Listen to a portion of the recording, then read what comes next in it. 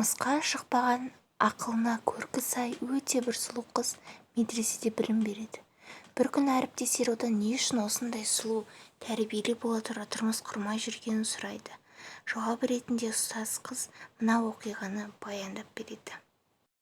Баяғыда бір әйелдің 5 қызы болған екен. Әйел 6-шысына аяғы ауыр кезде күйеуі оған тағы да қыз туатын болсаң, көзін құртамын деп қорқытқан екен. Алланың ісі, әйел тағы да қыз босанады. Күйеуі қызды алып таң намазына мешіттің есік алдына қойып кетеді. Күн бата құпта намаздан соң қараса, қызды ешкім алмаған. Амал жоқ, қайта алып келеді. Дәл осылай бір апта жалғасады.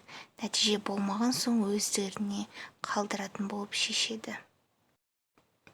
Жылдар өтіп әйел ұл босанады, бірақ ұл келген соң ұзамай үлкен қызы қайтыс болады. Артынша тағы 4 ұл босанып, әр ұл туылған сайын бір қыз өмірден өтіп отырады. Тек 6-шы кенже қызы ғана тірі қалады.